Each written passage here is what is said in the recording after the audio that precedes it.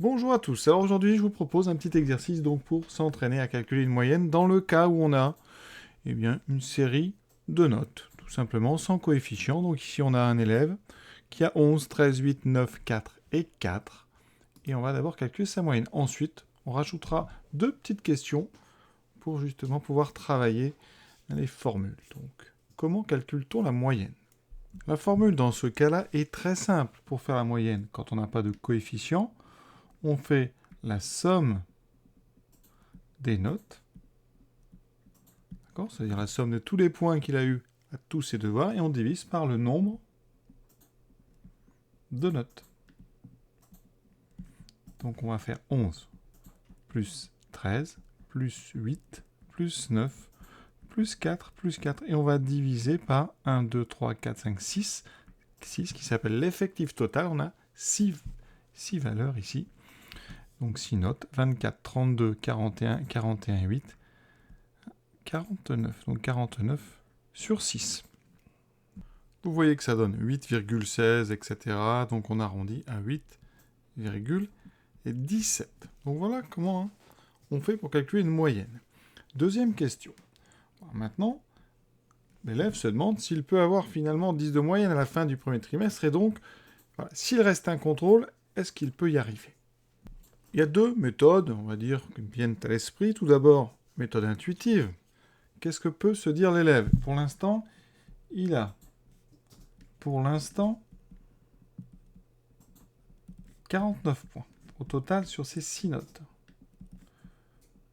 Sur 6 notes. Pour avoir la moyenne avec un contrôle de plus, donc pour avoir la moyenne sur 7 notes, combien il lui faut de points au total? La moyenne, ça veut dire qu'il aurait 10 de moyenne. Donc, 10 de moyenne, ça veut dire qu'il a eu en moyenne 10, donc cette fois 10, 70. Donc, il lui faut au moins 70 points, d'accord? Donc, il en a 49, il lui en faut 70. Il lui manque donc 49 à 70, ça fait 21. Il manque 21 points. D'accord? Et si on considère des devoirs sur 20, eh bien forcément, donc avec des devoirs sur 20, il ne peut y arriver. Maintenant, en utilisant des formules, alors, ici, on va donc calculer la moyenne. Alors les notes, donc on va appeler donc soit n la dernière note. On aurait donc 11 plus 13 plus 8 plus 9 plus 4 plus 4 plus notre dernière note, divisé par le nombre de notes qui n'est plus 6 mais 7, et ça doit faire 10. Donc ici, je multiplie des deux côtés par 7, ou je fais un produit en croix. J'obtiens donc à droite 70, et à gauche, mais oui, la somme des 6 premiers nombres, c'est 49. Donc j'ai 49 plus n,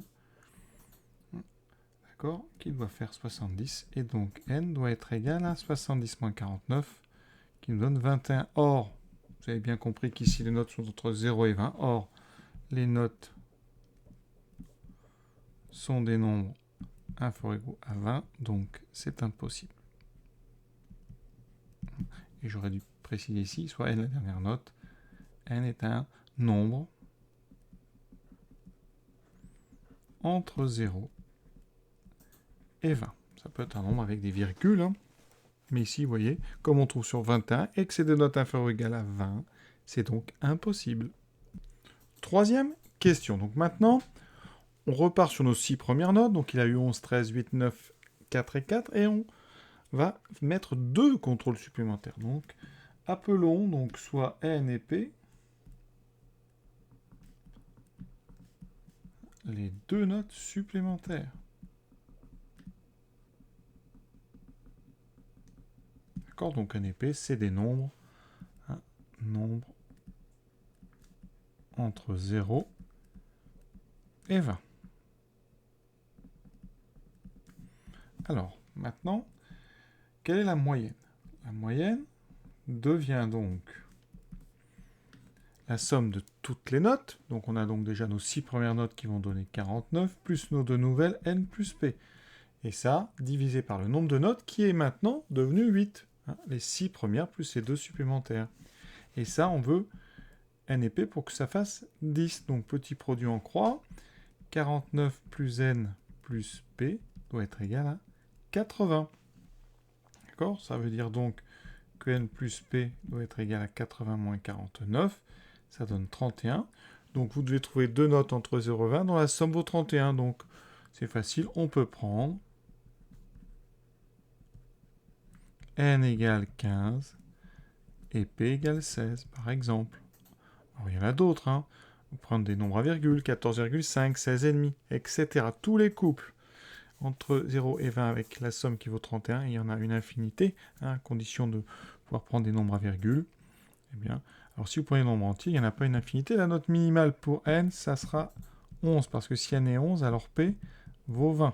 D'accord? Et la note maximale pour p, pour n, ça sera 20, et dans ce cas-là, p vaudra 11. Donc voilà, cette première méthode, donc ça c'est en utilisant la formule. Maintenant, intuitivement, comment on aurait pu faire ça? Et puis on considère n et p les deux notes supplémentaires. On sait donc nombre de points. Donc il a mis 49 plus n plus p. Il lui faut une moyenne de 10, il lui faut 80 points. D'accord? Donc conclusion. Eh bien vous voyez, n plus p doivent combler le manque entre 49 et 80, donc n et p doivent faire 31, et on retrouve la même chose, heureusement, donc les mêmes valeurs. On peut donner comme exemple, donc n égale 15 et p égale 16. Et voilà cet exercice déjà terminé, un exercice sans prétention, hein, vraiment. Petite application du cours et des formules qu'on a vues. Voilà, à très bientôt.